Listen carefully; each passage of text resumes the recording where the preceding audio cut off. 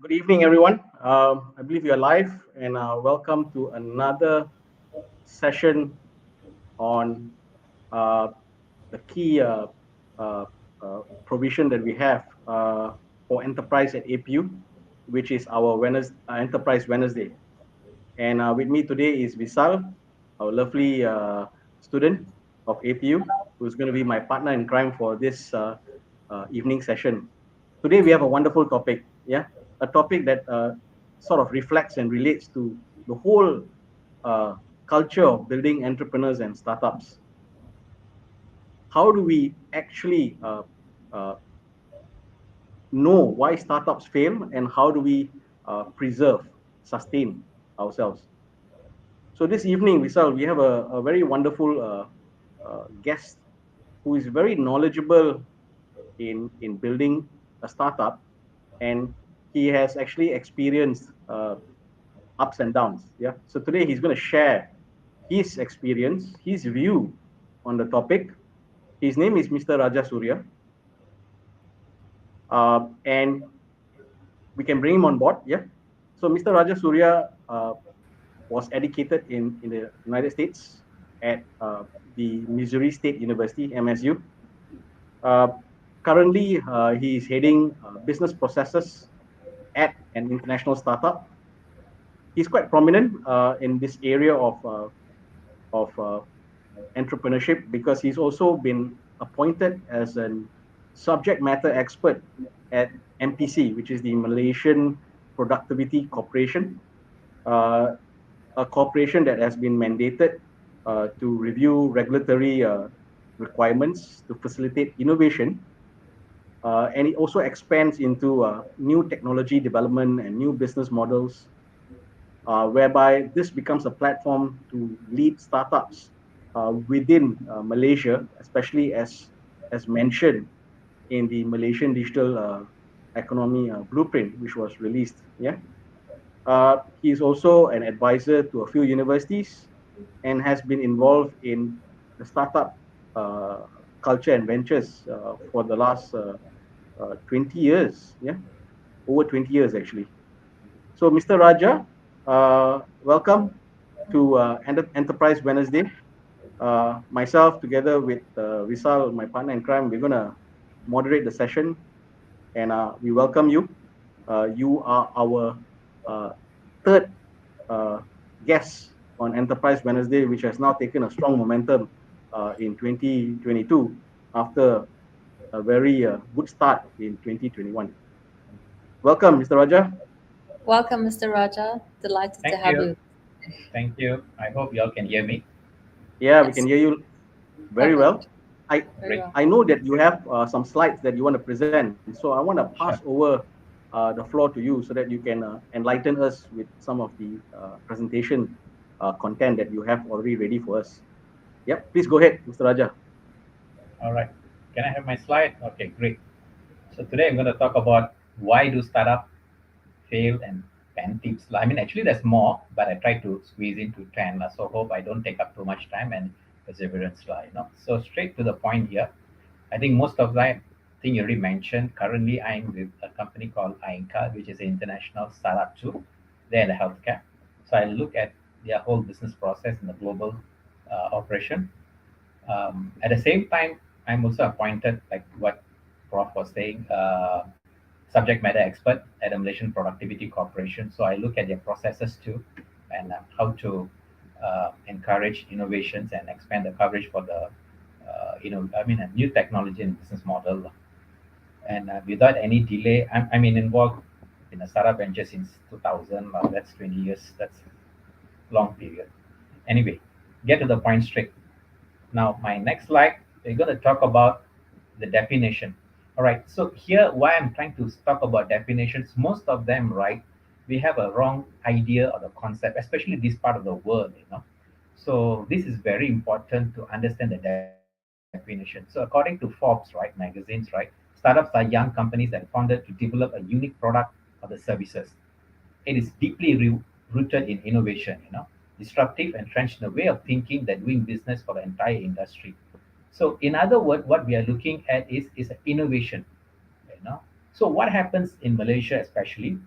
when we look at it, when they have, like, for example, a grocery stores, and then they're moving into a digital, that means taking orders online and deliveries, so and so forth, and they call themselves a startup on that, that is not a startup. That is actually digitalizing their business or the processes, so they need to get the definitions all right, there's nothing unique about that. Any companies can do that, replicate the whole process. So I would say that is, I mean, if they want to stick to the startup, can, but they have to put it extension, digitalizing their business. Startup is innovation, something unique, something out of the world. We never done this, we never seen before. That is what startup is all about. And then if you go to the second one, if you look at it, the key questions, this is how I'm trying to link up, the investors, when they look at it, one of the key questions they look at it, or the question they will ask, what is so different about your technology? This is, I'm talking about the global scale. I mean, this is US law, standard law. And then when they look at that, the next thing they will look at the intellectual property. How many IPs or is the technology has been, I mean, have you filed in the IPs for the particular technology? These are the things that are going to create value for your startup, So we must understand very clearly where we are. Are we digitalizing the current process, or actually we are innovative startup? Now, on my next slide, I hope I made that very clear. Now, the next thing here is getting a paper qualification. Sometimes I do hear people saying, they look at Steve Jobs, Mark Zuckerberg, and so forth.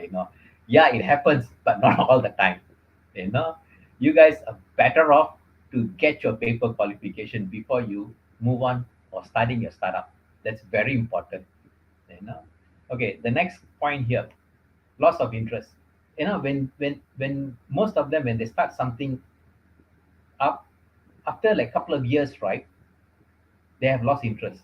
So what I'm trying to say here, startup is a long journey, a lot of hard works, and you need to find your passion. That's the most important, the key, and get connected with it, as this will sustain you.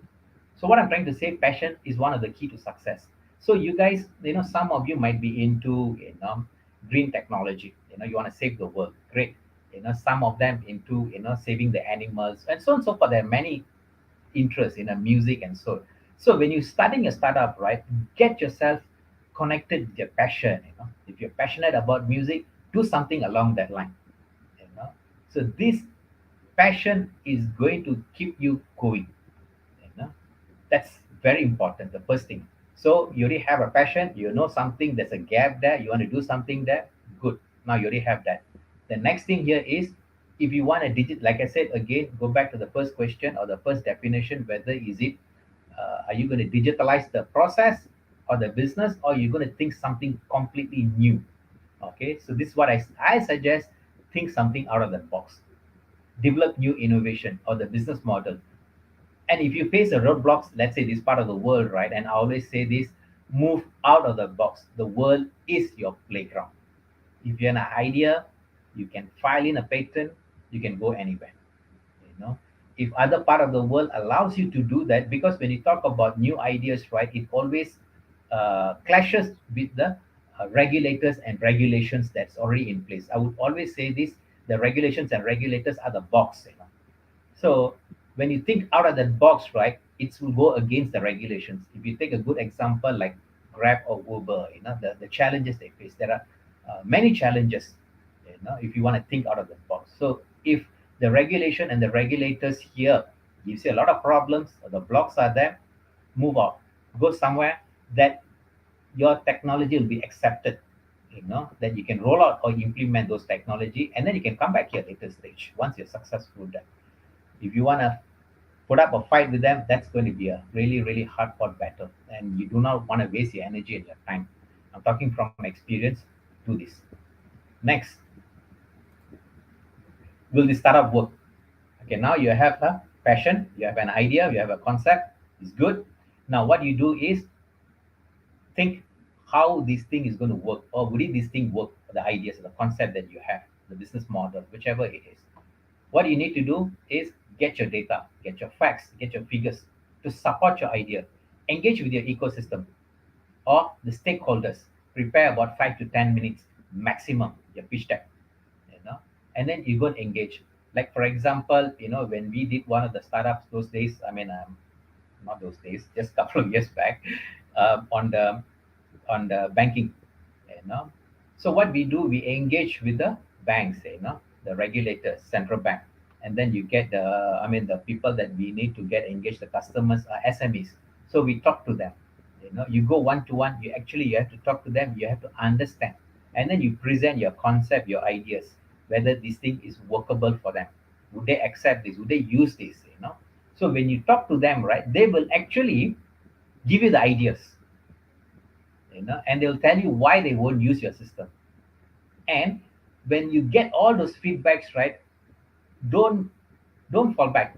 Think about it, how you're going to address those issues. So all those negative things that they give you, why they're not going to use the solution, actually they're giving you excellent feedback for you to improve on your current process or ideas or the concept. So the more negative feedback you get, perfect. So go and see as many negative feedbacks you can get, because that is the one that's going to make you or make your product, your solutions better. So you overcome all those solutions.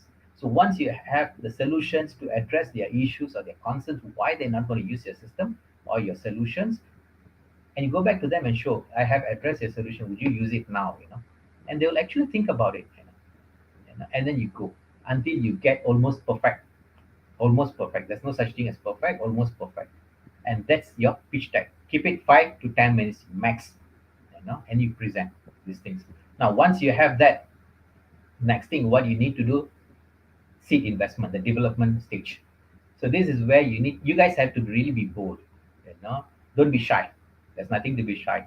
Just go and engage with them. you know I'll tell you in my case. So what I'll do is, sometimes I need to get engaged with the ministers. I will actually find out where these guys go, for appointments, for the functions, those kind of things. And I'll just go and budge into it, and I'll say, sir, can I have 5 minutes of your time? Can I have 10 minutes of your time? And sometimes I get pushed out. Sometimes they give me the time of the day, and most of the time it works. They'll say yes, sure. So that's how I get things done and move.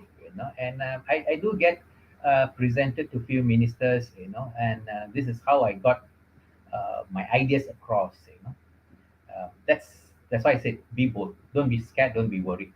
You know, and engage with the investment ecosystem. For example, currently we have many accelerators. We have private accelerators. We have government-funded accelerators, and there's many grants out there. Recently, like what I was just mentioning, Cradle have came out with what you call that, Spark or Speak or whatever lah. Once you have an IP, they will give you, you know, the funding. And the next thing here is, if you can't get that, next thing, crowdfund among your friends, family members. Worst case scenario, don't work and self fund yourself. You know, Slow and steady, because your passion is there. You will come back to this. You know, Next, target to get your POC. That means the proof of concept, the idea, or the minimum viable product validated, and develop your solution in a minimum scale.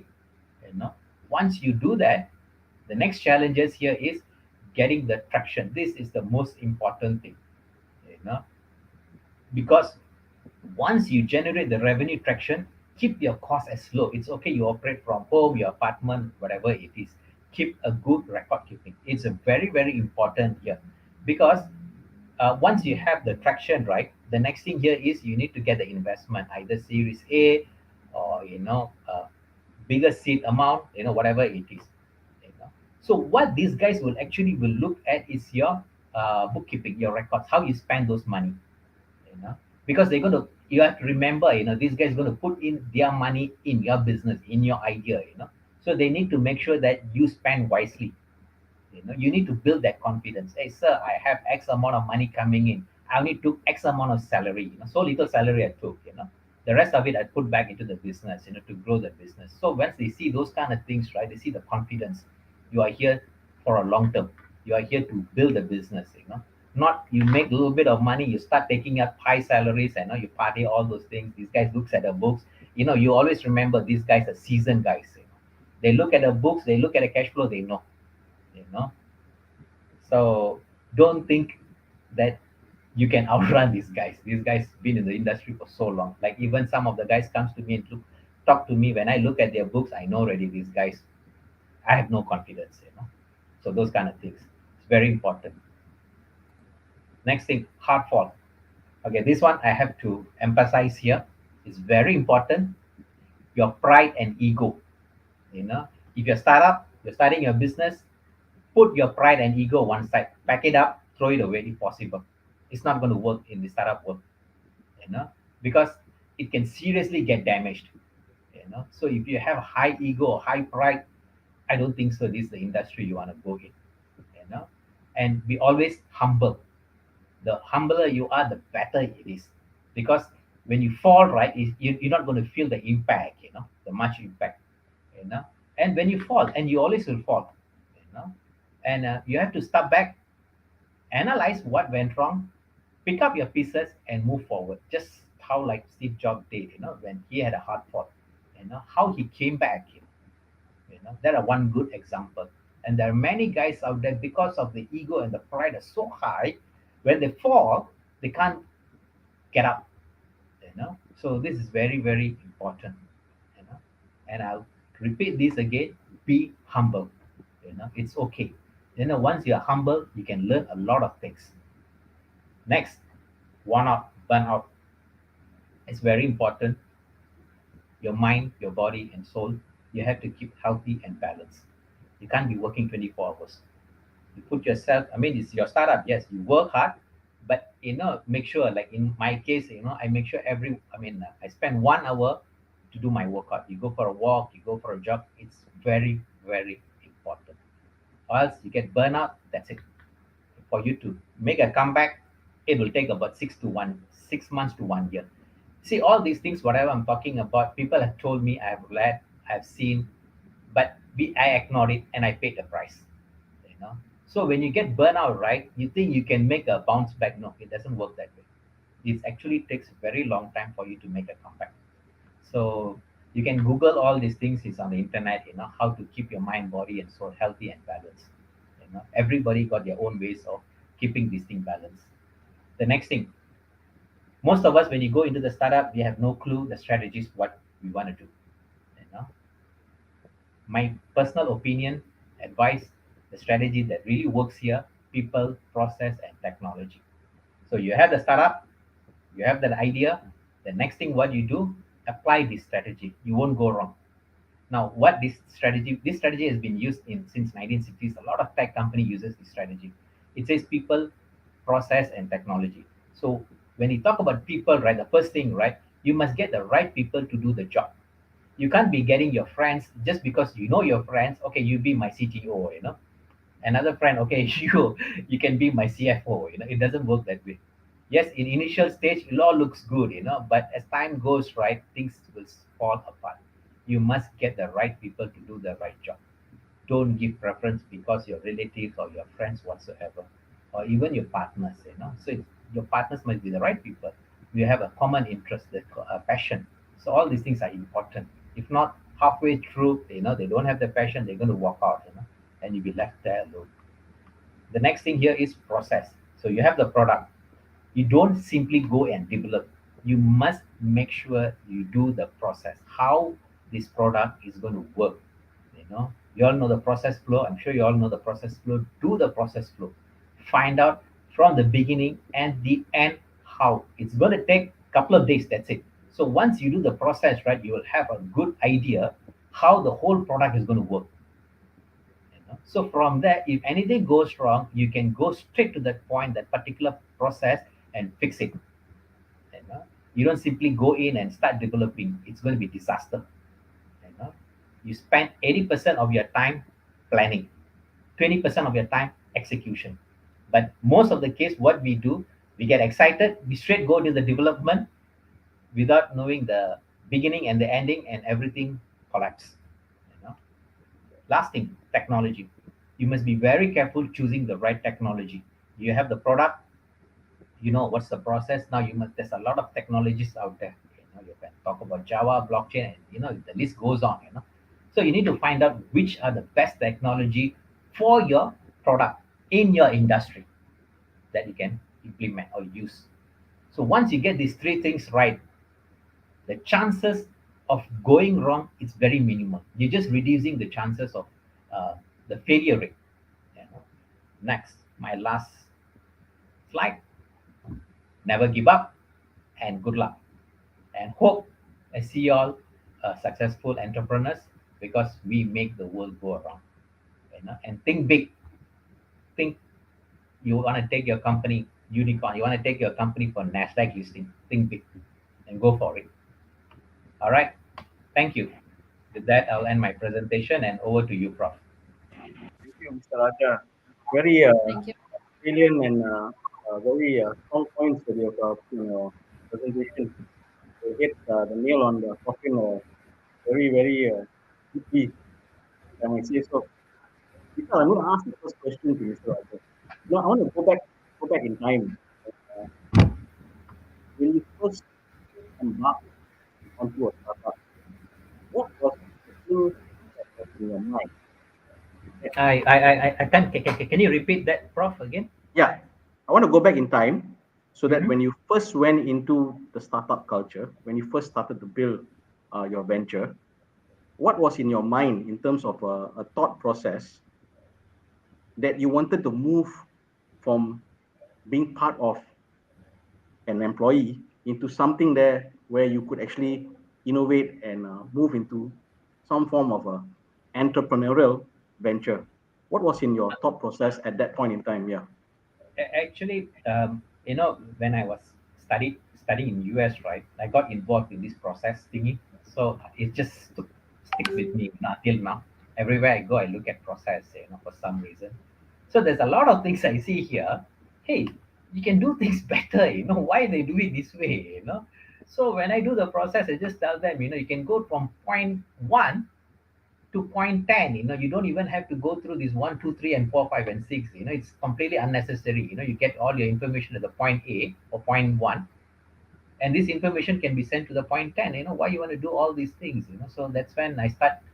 um, I mean, we had one or two successful startup we have done. And when you go for a bigger scale, the challenges is there, so I'll always look at it. There are better ways of doing things or better ways of getting things done. And opportunities is always there, and you have to find the right place and the right time to move in. That's very important. Mr. Raja, picking up from that, actually, what exactly drove you into developing a startup?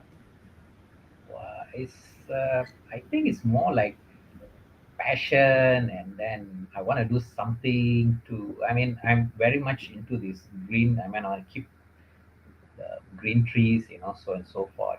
So what we did here is we tried to figure out something, and also into banking industry. So I thought, hey, everybody goes to the bank to deposit this check, and I found out, there are about almost 200 million checks being processed.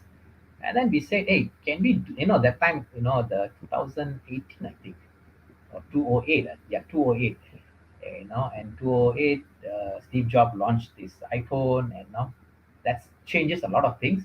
And 2010, I came out, hey, we can use this to deposit this check. We can stop all these people from going to the bank branches, and you can save all this, what do you call that? This, what do you call that? Carbon release into the environment. And I found out, I mean, to my shocking, lately, I found out that we could save about, I think, about few million tons, in Malaysia alone, by just Wow. 20% takeout rate. Yeah, it was amazing.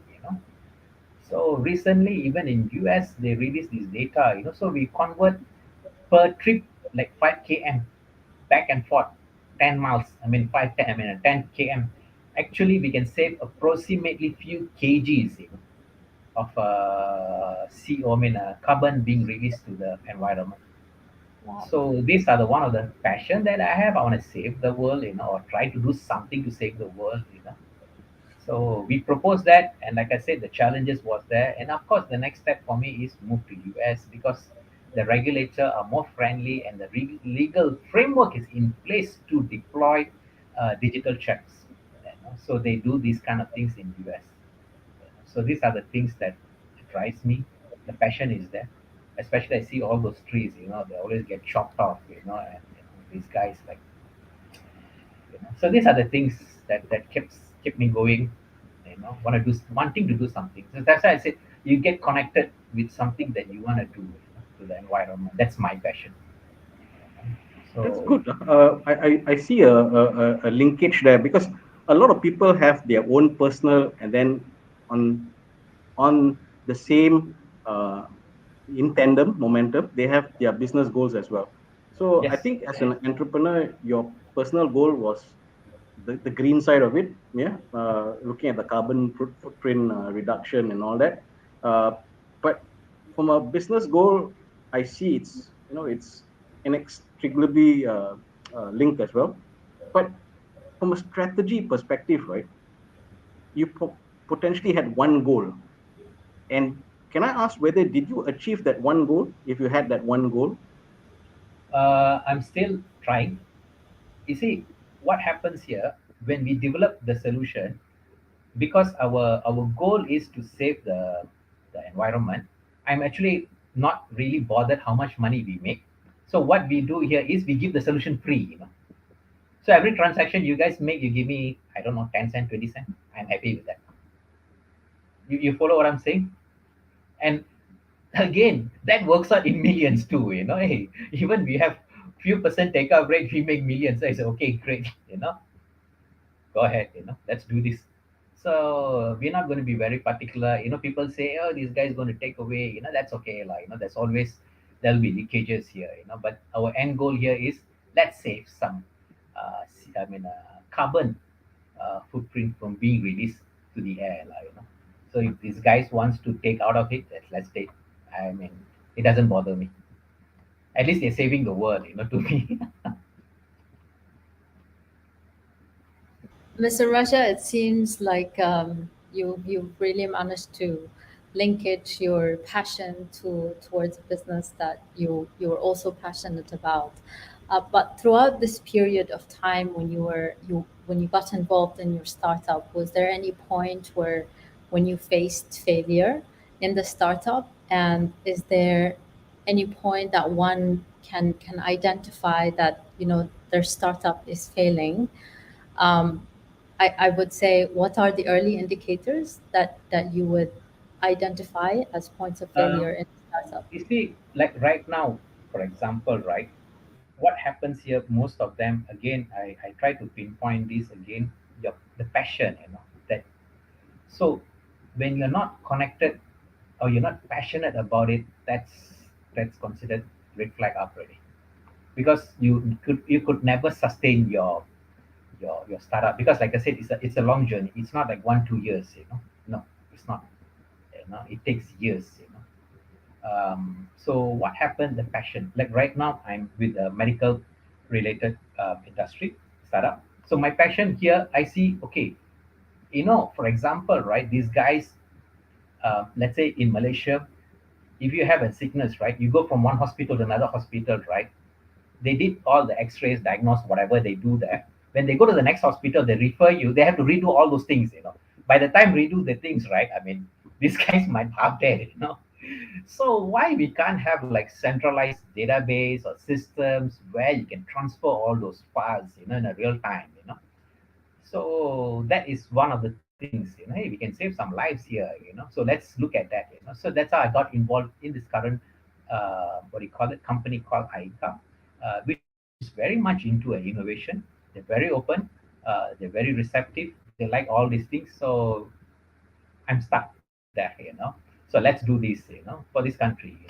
So these are the things that you can get connected with, or you're passionate about it. So that keeps you awake, and you keep thinking about it, how you can do this, and deliver this for this country or the people. So again, it's the passion. If you're not passion, I think you better rethink about the whole, uh, what do you call that, your journey or your involvement in it, because it could never last. Even though you make money after for a while, you're gonna go like, man, what if I go to the office and do this, do that. So you're not going to go So the far. key That's all I takeaway would Yeah. say. is passion. The key takeaway is if you're not passionate enough about it, it's going to be challenging. Yeah. I think you cannot be successful if you have no passion at all. I think passion, any success is based on passion as a ground rule uh, to drive whatever actions that you want to pursue. Yeah, towards your goals. Yeah. I want to come back to the failure mentality. My own observation and a lot of reading, it states that there's a 90% statistics proving that uh, most startups fail, which means that 1 out of 10. Yeah. Um, and this is a bit strange because I've also read, seen, uh, observed so much of innovation out there, and it's struggling to accept the fact that 1 out of 10 will pursue uh, success based on innovation uh, towards building a startup and further on. What are the core reasons behind a failure? I know you touched that in your slides, and I know also that you have also given your advice based on your experience. But you know, what is the actual thing that makes an idea fail? And that is something that I wanted to stress on the failure mentality, because if people know that they're going to fail, then they are going to fail. So what is the problem with the idea, and how does it actually end up failing? What is the breakdown? Okay. You see, what happens here when you have innovation, right? Innovation is always, like I mentioned, is you think out of the box, something abnormal. So we have these regulators, which these regulations they put in place, let's say in Malaysia in 1950s, 60s, 70s, 80s, or even early 2000s. But all these regulations does not make sense with the current technology that we have. Follow what I'm saying? But these guys stick on it. They say, oh, we have these regulations. But when you tell them, hey, we can do this, but they can't see it. But it's like you must understand these guys are bureaucrats, policy makers. So whatever is written on the book, they're going to stick to that. You go and tell them right in front of them, even you show the prototype, hey, these things works, all those things, right? They will just go back and tell you, oh, but the the requirement says you must have this process or these legal requirements, but it's not applicable, it's really not, but they can't see that. They can't see that because they are from a different what do you call that, coin of itself, I would say, and to great extent, that's what I said, when it comes to the startup ecosystem, right, you cannot get the policymakers or bureaucrats involved in making policies or making decisions because they can't see the other side of the coin. They've been trained that way for God knows how long, you know, and they stick to that. They are comfortable with that, you know. So you tell them something new, right? If you take a good example like Grab, or Uber when they started in Malaysia, the amount of challenges these guys gone through, they get whacked, they got beaten, all kind of things, horror stories you hear, But look at now, they came to the point of acceptance, But because of the perseverance, and these guys had, right, they just managed to go through. If these guys unable to hold on to that pressure, I think these guys would have broken up. For some reason, these guys managed to. This is one of the success stories like that we have here. But there's no longer innovation because it's been done already. Uber have done that. Even in US, right, there are a lot of problems. The taxi companies, especially, the taxi drivers, pull them out, and these guys are getting whacked. Practically they get whacked. Can you imagine that? But now everybody comes to the point. Okay, we accept that, lah. Go, lah. Move on. So the mindset, So we need to get these guys to, think, hey, we have to open up our mind, And I give you another good example. The other day, I was just telling a friend of mine, Netflix, they actually went to the Blockbuster, In US they have this thing called Blockbuster video renting. They went them and begging them, hey, please, let's do a JV. We actually practically begged them many times, and these guys said, "Go to hell, you guys not gonna make it." But what happened now? This Blockbuster used to be like a chain video rental store. They're gone, and these guys, these Netflix guys was saying, they actually laughed at them, you know. But look at them now. Who's laughing? So the point here is this traditional thinking mindset. They have to, you know, throw this all these things away and start thinking from the startup point of view, how these guys, or innovation point of view, because we have to understand, this innovation make the world go around. Without innovations, right, there's nothing there. We won't even have this iPhone or the smartphone whatsoever. So they have to understand, especially this part of the world, these are the things that makes the world go around. you know. They have to get that in their mind. And can you imagine, if Facebook during the DOM, then they were in DOM, they came out with these ideas, right, the concept of Facebook, right? I'm sure if Mark Zuckerberg come and present this thing, hey Raja, hey Prof, I have this idea, or Vishal, I have this idea. Would you all invest your money, your tuition money into this? We would have said, go to hell. But look at these guys where they are. So even we can't think beyond that, at that point of time. But look at them, you know. And if you look at the Mark Zuckerberg, he went everywhere asking for money, funding, help me, with this. Nobody wants to invest, you know. So I put myself, hey, if I were there, would I invest? I said, no, I wouldn't invest, with my tuition money or any money to these guys. But that's the thing, we can't see it. So same thing with these bureaucrats, they can't see it, where they are, where we are heading. So we have to keep, like that's why I said we have to keep our mind open. And I always tell to the policymakers, you have to give opportunity to every innovation, because we do not know which one works, which one doesn't. The market decides that, not me, not you. I tell them that straight. Who are you, who are me, to decide which one works, which one not. If result comes out something good, even though I'm not acceptable, I don't think so it's going to work, but I can't tell that. You have to implement that in the market and let the market decide. So there's no such thing as we can decide which one works, because we have no clue or no idea. We would never know. Mr. Raja, following up on your point of, keeping an open mind, um, we do understand as, for instance, young entrepreneurs, the hurdles and the obstacles that face them with regulators, as you said, right? You had the opportunity to perhaps pick up and go to the US because the regulation was a bit helpful. But perhaps for other countries or here in Malaysia, some young entrepreneurs who are just starting up a business, they don't have the opportunity of maybe leaving the country, right?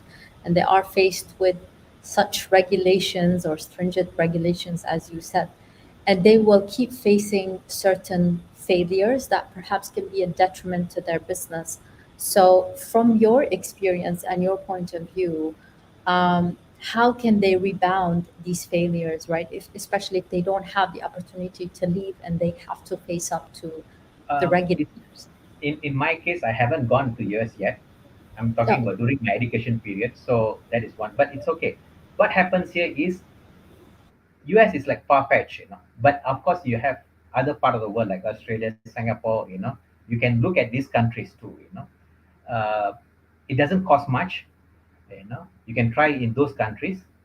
But before you go, do your homework. Whether your solutions or your ideas would be acceptable, whether you have any regulatory issues there. Before you step into that. You know so you try here. If you feel roadblocks, mindset, they said it's not going to work, okay, fine, park that aside, start looking at other part of the world. you know Singapore, Australia is very very much open, I would say. Very much open. You can try that. And again, do your homework. Make sure because it's your industry, you must know in and out. You must have your figures in your fingertips. So that's why I said if you're passionate, you will get all those things in your fingertips. So if you ask me what's going on in my related industry, I can tell you briefly. Off my head, I can tell you what's happening because it's in my industry. Same thing. So in your industry, you must understand. Let's say you are going into, let's say, music industry. You know how many downloads, blah blah blah blah blah. All those figures. So this is where is my market. This is the group of people that I'm going for. Something like that. So once you have all those things in your fingertips, even the investors looks at you when they talk to you, right? They actually will have the confidence. You know? So even in my case, we have some investments offer. It's just that we could not agree with the terms and conditions with them. But the thing here is, I'm happy at least somebody is actually willing to put in the money. I was like, wow, okay. I like the point on investment because I think in venture building, you can be innovative. There are a lot of people who are innovative. They got ideas, especially the youth and the younger generation. They've got a lot of ideas because they actually drive the future. So something that they want better, faster, taller uh, are things that are driving innovation, and and the innovation is coming out from these ideas which they relate to as a solution to a problem which they also defining as a problem. But when you come up with the innovation and you got the idea, you pursue further, you build on the idea, you create a prototype and all that. But then when you go into venture building, most of the funders, the angel investors, uh, the guys who have the commercial capability to support, they may not actually see a very clear indication of how the startup can be real. What Okay. is your philosophy against funding? I tell you, the most important thing here is, which I realized lately only I realized this, okay, because I'm involved with this Malaysian Productivity Corporation. So we're trying to come up with a framework whereby, they can approach MPC and MPC can take up the whole issues. So we're looking at that angle. But what I realize here is a mismatch. For example, let's say you come up with something like tech education related solution. You know who you should approach or not? Those who are into tech, edutech, I mean education technology related industry. You must approach these guys. You cannot, like, even when I did, I just went into all this. They call it, for example, investment roadshow, blah blah blah blah. So I attended all these things. You're going to see 5 fellas, 10 fellas, 20 fellas. Actually, none of them are into. When I think about it, none of them is actually into the industry that we are in. So they're not interested actually. They are there for the sake of listening to you. They will listen to you. You know. So when you talk to the guys who are in a similar industry, they will listen. Like for example, you come up with something on the education technology, for example. You approach those technology related, I mean educational related industry. Those guys who are passionate about educational technology, for example. When you approach these guys, the chances or the failure rate is very small because they're passionate in the industry that you are in, or the investors. So you must find, pick and choose who you're going to talk to. It's very important. If not, you're going to waste a lot of times and energy. And these guys, they think they know everything, and they'll tell you, this not going to work, and this not going to work, and this and that. That doesn't work that way. From my experience, pick your investors. You find out where they are from, what's their background. You tell them, hey, I'm actually into this music industry. Are you in the music industry by any chance? Would you be interested of looking at my solutions which are going to, disrupt the music industry? Would you be interested on that? Find out. If they say no, I'm actually into banking, I'm into the healthcare. Okay, then you can forget about it because these guys have no idea into that particular industry. So if you're in healthcare, find out whether these guys are from the healthcare industry or healthcare related industry. So when you talk to them, right, the lingo all will be the same, and they will understand exactly what you're trying to tell them. So that's very important, finding or ensuring the people that you're talking to, or the investors that you're talking to, or the angel investor you're talking to are in that particular industry, or else. Absolutely. Oh, sorry, Prof, you want No to go? problem. I want to jump on. I think Visa, we should jump into the audience questions. Actually, Question. there's a couple, Raja, Okay, sure. and there's one here from Ram Ganapati. According to business owners, is it the reasons for failure include money running out, being in the wrong market, a lack of research, bad partnerships, or and what is the way to overcome and not quitting? I think he has pointed out three things. Uh, Running out of funds, money, being in the wrong market, or you didn't even do any research at all before venture building, and uh, you went into venture building, but you went into wrong partnerships. Okay, How I do we think overcome these four areas? Yeah. in my presentation, I think I talked about lack of research. You need to understand your your market. You need to have the numbers in your hand. You need to know exactly how big is your market. You must get those information. Like for example, if you are in what do you call that, in a medical industry or medical tech, for example, you need to know exactly which medical industry are you are in or that you're going for. You need to know specifically which group of people that you're targeting. How big is this group? What is the spending rate for this group yearly? How much is the increase? So you need to know all these numbers in your hand so that you can address the potential investors when they ask questions. And of course, market. Again, like I said, if this market is not a right market, if you think your product you have a better market, go out. Like I said, the world is your playground. Don't close your mind. Look at it. Oh, Malaysia, I can't do it here because all of them, do not accept. The market is not there. Maybe for your product, there's a bigger market out there. Maybe in Australia, India. So and so forth. Find out. Do your research. Spend your time. And of course, you see, when it comes to money, right, I would say that is initially I thought that's a major thing, but actually it is not. When you have your product and you're passionate about it, you will work without salary. That's no issue. Trust me on this. Your passion is your food.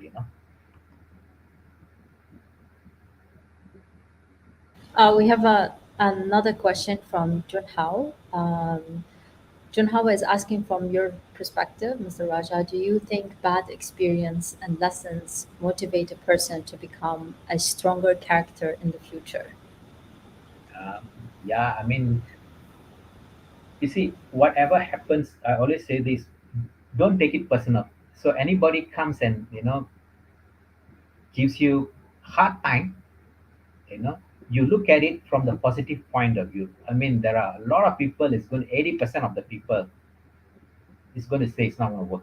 Trust me on this. you know uh, but you need to be very objective.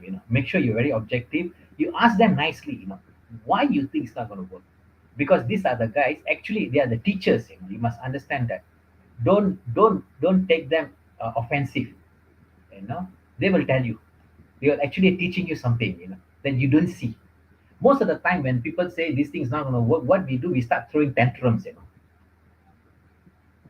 We tell them, oh, this guy's an idiot, those kind of things. Don't. You listen to them carefully. You have to be very humble. You listen to them. Sir, you said you're not going to work. Why? Do you have any particular reason why? And he'll tell you. That's the good teachers. This 80% is actually his good teacher, which is going to help you make your product better. It's going to give you ideas. So when he tells, oh, because of this and that, it's not going to work. What you need to do, go back to your drawing board and think how you're going to address that particular problem. And you'll what?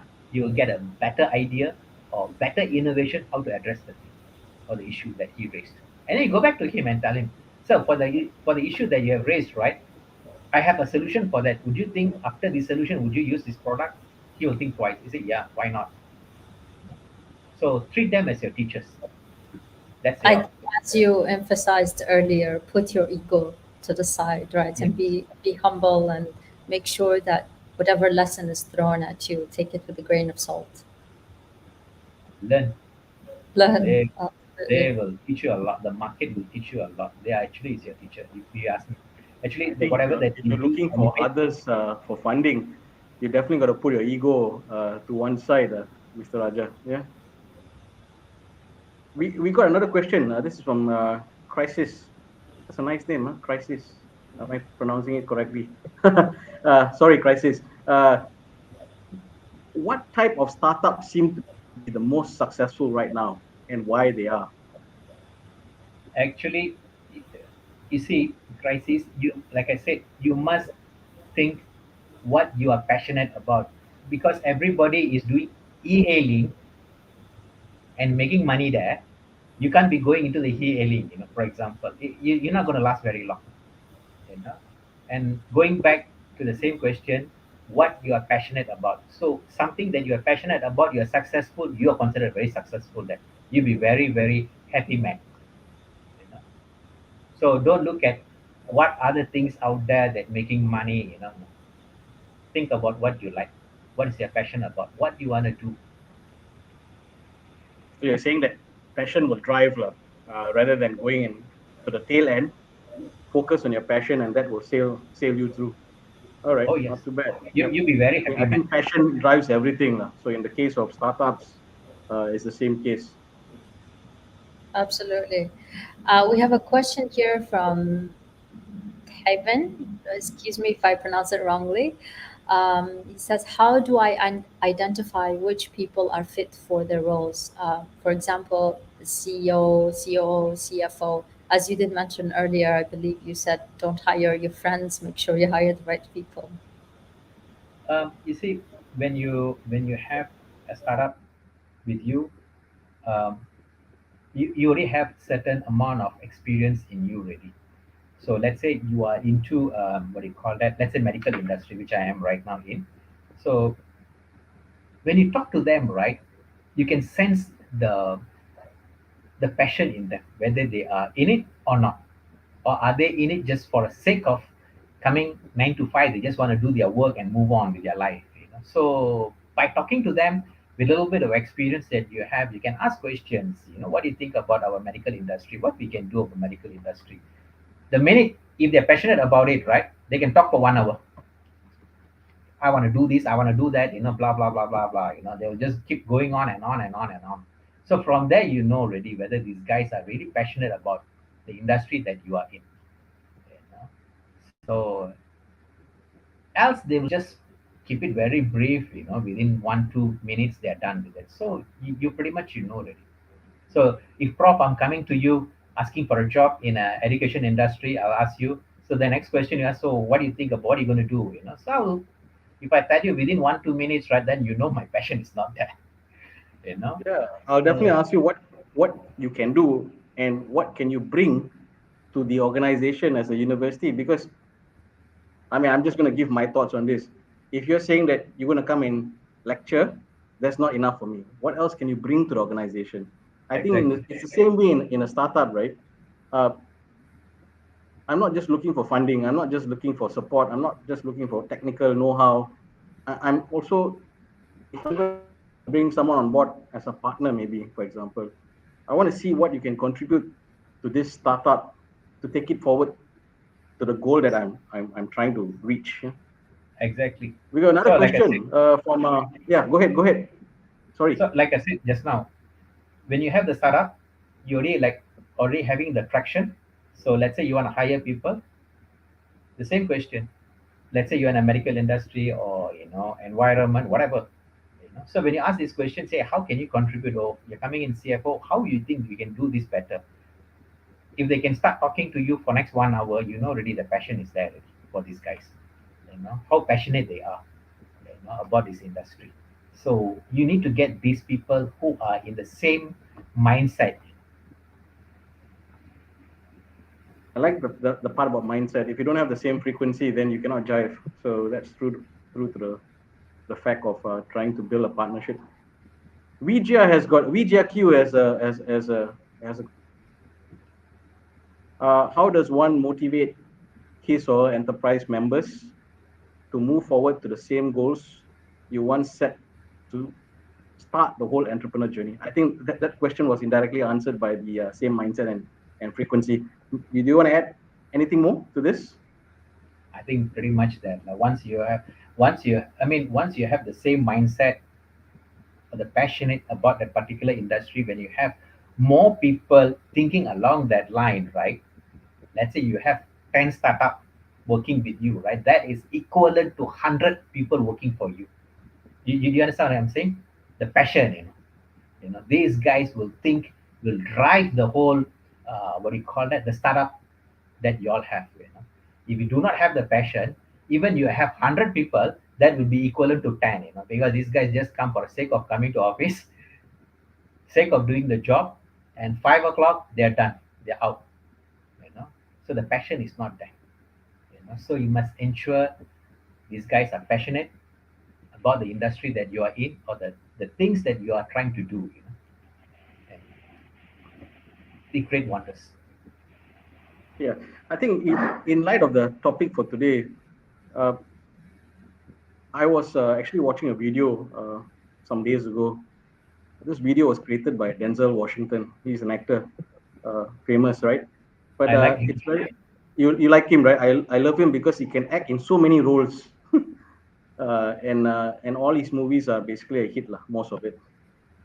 But what he stated was when he came into uh, the acting scene, yeah, he he was not successful at day one. He was always rebounding, and he said that you cannot be successful unless you have gone through hardships. And I think in the startup world, it is of the similar scenario. You will go through hardships, you will fail, and how you rebound, how you persevere is an important factor. On that note, Mr. Raja, what is your one final advice for all our young startups embarking on their journey right now? I always say this: don't go for money, go for your passion. I'm talking from my experience. That's something you're passionate about, that's something that you want to do, and you're going to be very proud of that. Go for that, and you'll be very successful, very, very successful. And that will drive you till the end, because you're not going to give up. You only give up, you only become a failure when you give up. When you don't give up, right, you still keep trying, even though 10 years or 20 years or 30 years, you still trying. It's okay. you know so it's a long journey. Because you're passionate about it, you'll go for it. Else, it's just not going to last. That's all I'm going to say. And just now, the one question they was asking, which industry is better, which industry makes money. Don't do that. Okay. I think in the world of startups, you got to be serious. You got to sustain, persevere, and be able to be focused. I think if you're focused and you are willing to listen to advice, I think you can at least get over some of the early hurdles as part of your startup journey. Mr. Raja, thank you for your time this evening. Uh, we have had another wonderful session on Enterprise Wednesday. Uh, Absolutely. Together I with just Mr. wanna I just wanna add in one last word here. Sure, The sure. boss, Go the ahead. boss, that boss that I'm working with right now is a really interesting guy. He is, I mean, to me, he already made it. He already made it. He had all the funds that he need. He had all the success that he needs. But he is so humble. This person, I never seen anybody humbler than him. you know, for the kind of how do you call that, the success that he had in life. That's one thing I learned, and I was like really amazed. And he be going around calling everybody, "Sir, how are you, sir? How are you, man?" you know, and you go like, "Oh my God," And he runs a show about 200 employees. It's a global companies. He have offices all over the world. You know, but first time when I met him and spoke to him, I was shocked of my life. These guys are really, really humble. You know. And if he late for a meeting for 1 minute, you say, "I'm sorry, my apology. Please accept my apology." I was like, this is what I say. You really, really need to be very humble in order to see things better and be successful. That's another key takeaway that I learned I mean, we always learn. So I learned that this thing I learned from it. And I always ask, boss, how can you be so humble? I can't imagine this. A person like your statue, running around with, you know, transactions going around, huge amount of transactions that he manages. But when you talk to him, you'll be like shock of your life. The way he talks to you, the way he treats you, it is amazing. I never seen anybody like him. That's that's what I say. When you're humble, you really can succeed. Absolutely. So another important point, to be humble and have humility, I guess. Yeah.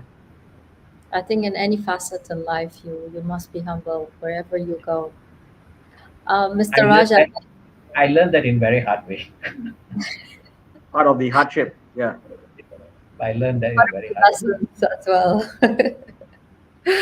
Mr. Raja, thank you so much for Thank sharing you. all your experience. I think a lot of us students would love to continue to reach out to you if that is possible. So, do you have any channel where students can still ask you questions or a way? I think I'm actually appointed as a mentor for APU. So I think I'll be coming on Saturday, I think. Okay. So you're part So of the startup weekend this coming weekend. I got an Okay. email, so I be. And if you all want to reach out to me, no problem. You just go to the Facebook, you just type in my name, will come up. You'll see my face there. So just add me there. You know. All right. So I'm more than Or they happy can to actually help. connect with Enterprise at Wednesday, because we have an Enterprise at Wednesday email address, and Mm. they can reach out, and then we can sort of connect you to them. But the best is this weekend, actually, because this weekend is startup weekend. They should come on board and try to be part of startup weekend. And I'm sure they are. If they're asking a lot of questions, they probably are part of startup weekend. Sure, They Mr. just don't know Raja, who are the mentors. Yeah. Mr. Raja, just make sure you bring a lot of business cards with you. sure. Thank All right. you. Nice, That's nice meeting you. nice of you. Nice meeting all of you. And Yep. thank you All for right. giving me this All right, opportunity. Vishal. Yeah. It was a pleasure having you, Mr. Raja, and of course, Vishal and me. Thank you for being part of Enterprise Wednesday, and we look forward to your presence this weekend at Startup Weekend. Uh, so, to those who are viewing online, this weekend is our first boot camp at Startup Weekend for 2022. If you have not registered, please come and register and be part of the Startup Weekend, which is the first vertical in our uh, three program arrangements for building a startup uh, via enterprise at APU. Uh, Thank you, Mr. Raja, again. Have a good day. We'll see you this weekend. Yeah. Thank you, Thank you, Mr. Visal, for Raja. being part of Bye. this Thank you, program as bro. well. To everyone, please do not forget to scan the QR code, which is shown in terms of your attendance for this session. Yeah. So thank you, everyone. Take care. Stay safe, everyone. Thank Bye. you. Bye bye.